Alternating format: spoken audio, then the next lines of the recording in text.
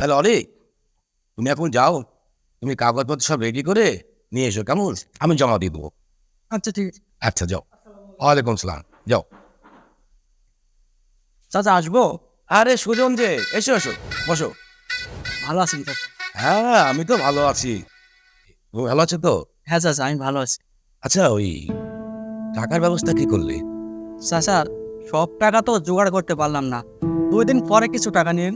না না সুজন, এভাবে হয় না, সব টাকা তোমাকে একবারেই দিতে হবে। এটা তো মুদির দোকান না যে অর্ধেক টাকা তুমি হালকাটা সময় দিলে। তাছাড়া বাবা আমাকে আবার উপর লেভেলে কিছু টাকা দিতে হয়। আর তুমি বুদ্ধিমান ছেলে, একটু বুদ্ধি খাটালে সব টাকা তুমি পরিশোধ করতে পারবে। চাচা আমার মাথায় তো কোনো বুদ্ধি আসছে না। তোমাদের মাথাটাতে কিতে তৈরি, এটা সহজ কথা বললাম তাও বুঝলে না। সত্যি চাচা অনেক চিন্তা ভাবনা করলাম, তারপরেও মাথায় কোনো বুদ্ধি আসছে না। আরে বাবা, তোমার বাড়ির পাশে যে জমিটা আছে সেই জমিটা আমাকে দিয়ে দাও, আমি তোমাকে সব টাকার ব্যবস্থা করে দিচ্ছি। আর তাছাড়া তুমি তো বিদেশ যাবে তাই না? বিদেশ থেকে এসে তোমার বাড়ি তোমার জমি তোমারই থাকবে, আমি ফেরত দিয়ে দেবো। না না কাকা, ওই জমিটুকু আমাদের শেষ সম্বল, আর শেষ সম্বলটুকু আমরা হারাতে পারবো না। এই তো আবার বেকুবের মতো কথা বললে। আরে তুমি 2 মাস বিদেশ গিয়ে টাকা ইনকাম করে তোমার জমি তোমার বাড়ি তোমারই থাকবে। আর তাছাড়া শুনো, এই জমি দিয়ে কি হবে? হ্যাঁ, তার চেয়ে বরং তুমি ব্যাংকে টাকা রাখো। আরে ব্যাংকে টাকা রেখেই ব্যাংক থেকে যখন কচকচা নোট তুলে বাজার করতে যাবে, এই কচকচা নোটের গন্ধটাই আলাদা, বুঝলে? তাহলে কাকা আমি মায়ের সাথে কথা বলি, মা হয়তো রাজি হবে না, কারণ ওই জমির ধানে আমাদের সংসার চলে। দেখো বাবা, সময় কিন্তু খুব কম, যা করবে খুব তাড়াতাড়ি করো, কেমন? আচ্ছা চাচা ঠিক আছে, তাহলে আমি আজ আসি। আচ্ছা এসো। আচ্ছা চাচা, আচ্ছা, আসসালামু আলাইকুম। ওয়ালাইকুম আসসালাম।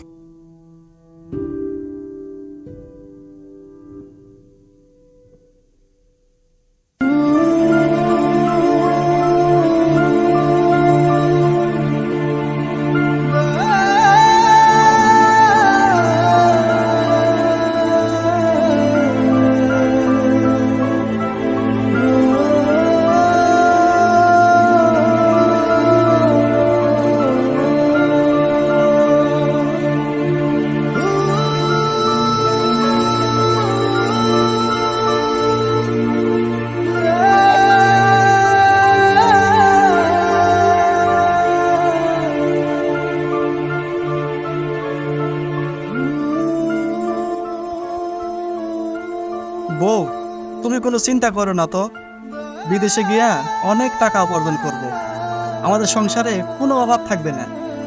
না গো, আমার কেন জানি ভয় করছে। তাছাড়া আমাদের সংসার তো ভালোই চলে। বউ তুমি বুঝো না কেন, আমাদের ঘরে যে নতুন মেহমান আসবে তার কথা আমাদের ভাবতে হবে না? তুমি তো ইচ্ছে করলে দেশে থেকে উপার্জন করতে পারো। আর তাছাড়া আমাদের মুদির দোকান তো ভালোই চলে। যা আয় হয়তো কোনোভাবে চলে যাইতো, কিন্তু আমাদের ভবিষ্যৎ বলে কিছু থাকতো না। না পারতাম তোমাকে একটা শাড়ি কিনা দিতে, না পারতাম কোনো ভালো গহনা দিতে। আমার খারাপ লাগে না বলো? আমার শাড়ি চুড়ি গহনা কিচ্ছু লাগবে না, তুমি আমার কাছে থাকলেই আমার সুখ। দেখো বউ, তুমি আর অমত করো না, আমাদের তো প্রতিদিন মোবাইলে কথা হবে। তুমি বিদেশে গিয়ে আমাকে ভুলে যাবে না তো? না বউ, তোমাকে আমি কখনোই বলবো না। তোমাকে কি আমি ভুলতে পারি? আমি তোমাকে ছাড়া কিভাবে থাকবো? বলো, কিভাবে থাকবো তুমি? তুমি কোনো চিন্তা করো না, মাত্র একটা বছর, একটা বছর পরে তো আবার চলে আসো। তোমার জন্য সুন্দর সুন্দর গহনা, মার জন্য শাড়ি, অন্য কিছু নিয়ে আসো। তুমি আমাকে ভুলে যাবে না তো? না রে বউ, তোমাকে আগে বলা যায়, তুমি আমার সকল কাজের মধ্যে থাকবে। আমি তোমাকে একদিন না দেখলে থাকতে পারিনি। 1 বছর তোমাদের হাতে কিভাবে থাকবো? বল, মাত্র একটা বছর, দেখতে দেখতে চলে যাবে। তুমি আর অমত করো না, হ্যাঁ? আর এভাবে তুমি কেঁদো না। সত্যি করে বলো, তুমি আমাকে ভুলে যাবে না তো? পাগলি গো বাবা, এই পাগলিটাকে কি আমি ভুলতে পারি? চলো ঘুমিয়ে পড়ে।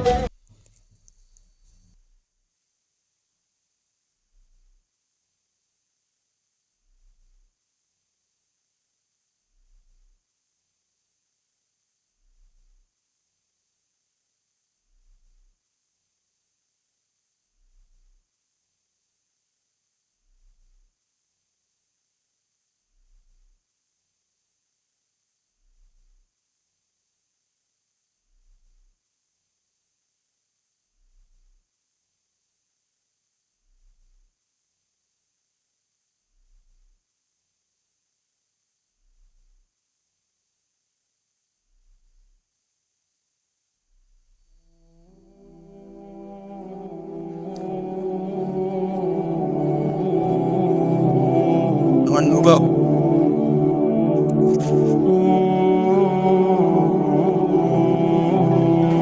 আসো।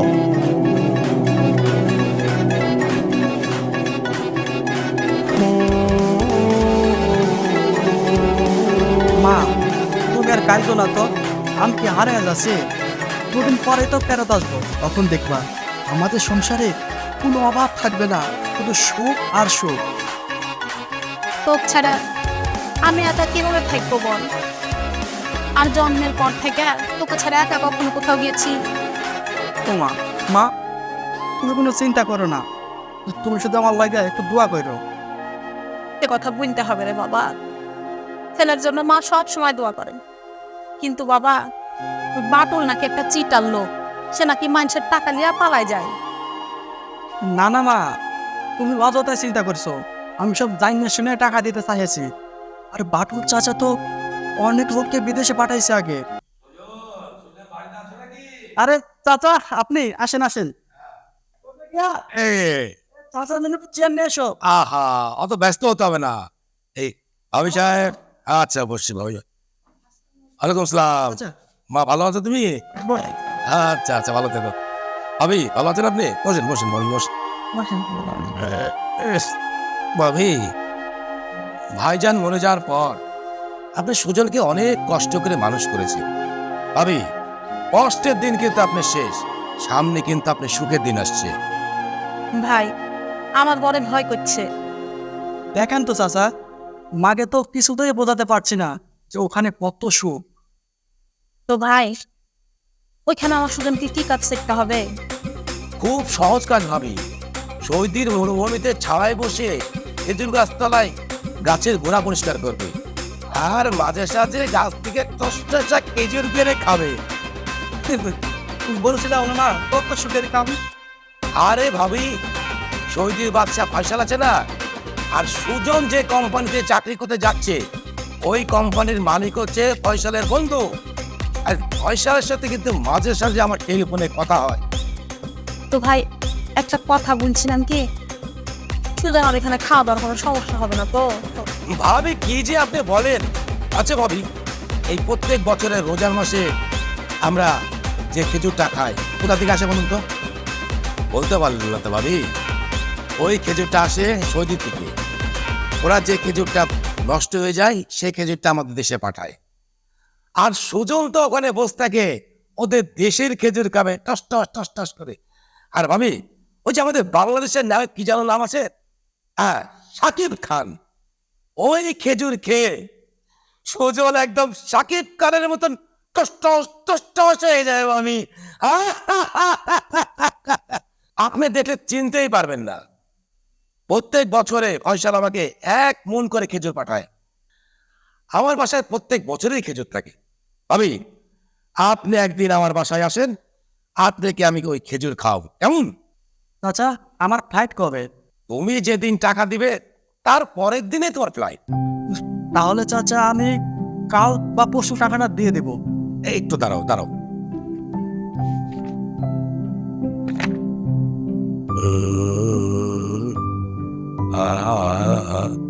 হ্যাঁ, এই আগামী মাসে 22 তারিখে তোমার ফ্লাইট, ঠিক আছে? ঠিক আছে চাচা। তাহলে তুমি কাল পরশুর মধ্যে আমাকে টাকাটা দিয়ে দিও। আর ভাবি সাহেব, আপনি কোনো চিন্তা করবেন না, আপনি ছেলে ওখানে খুব সুখেই থাকবে, কেমন? এই ভাবি সাহেব, আজ তাহলে আমি উঠি, কেমন? আবার দেখা হবে, আসি। আসসালামু আলাইকুম। বাবা সুজন, তুমি কোনো চিন্তা করবে না, কেমন? যাওয়ার জন্য তুমি প্রস্তুত দাও, কেমন? আচ্ছা আসি, কবে আসি? হ্যাঁ চলো। আচ্ছা বা, ঘরে চলো।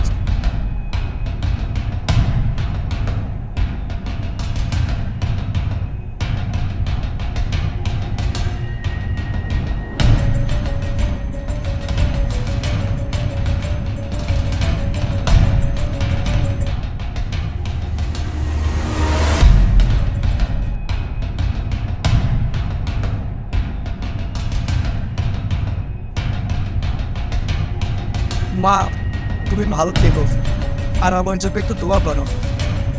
আর কে তুমি মায়ের যত্ন নিও, একটু মাটি থেকে এলো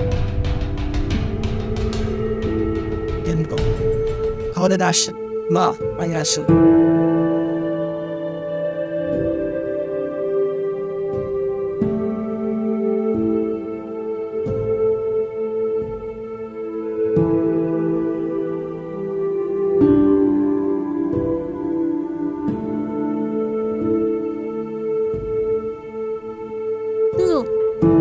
কে?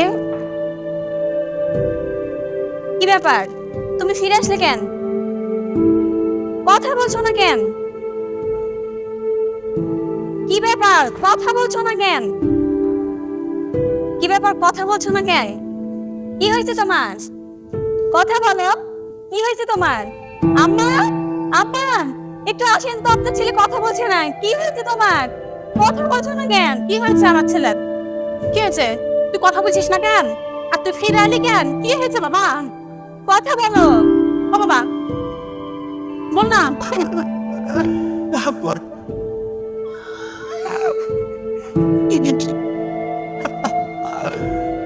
মা, আমার সব শেষ হয়ে গেছে মা, আমি সর্বশান্ত হয়ে গেছে। খাবার বল না। আমাদের কি হলো? আলাম আমরা তো হয়ে গেলাম। আল্লাহ, আমরা কি দোষ করেছিলাম আল্লাহ? আমাদের যে সব সর্বশান্ত হয়ে গেল গো আল্লাহ। তোমাকে আমি আগেই বলেছিলাম দেশে থেকে উপার্জন করা যায়, তুমি আবার কোনো কথাই শুনলে না। এখন কেটে কি হবে? এখন আর কান্নাকাটি করে কি হবে? মাস্টার ভাই, ভাই গো, আমাদের সব শেষ ভাই। আমি স্কুলের খবরটা পেয়েই ছুটে এলাম।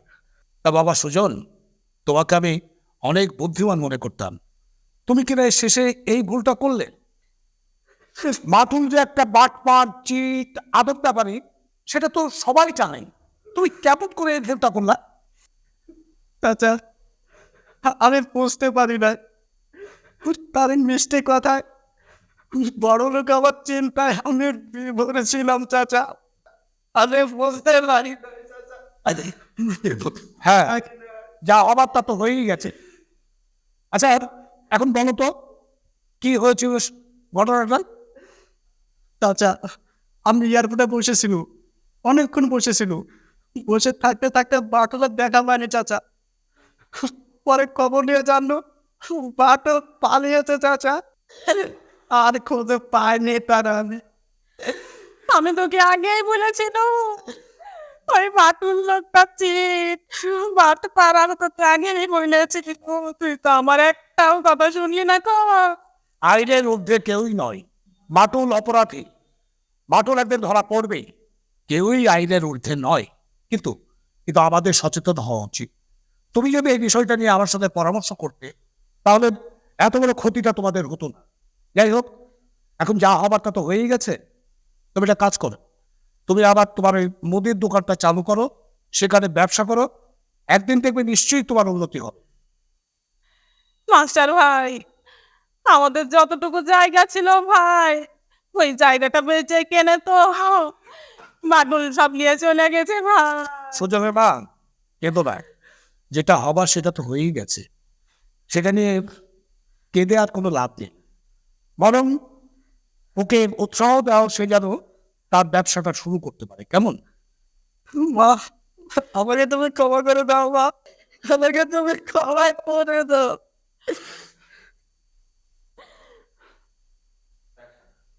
আমি ভুল করেছি, ভুল করে আদম ব্যাপারী দালালের চক্রে পড়ে সর্বশান্ত হয়েছি।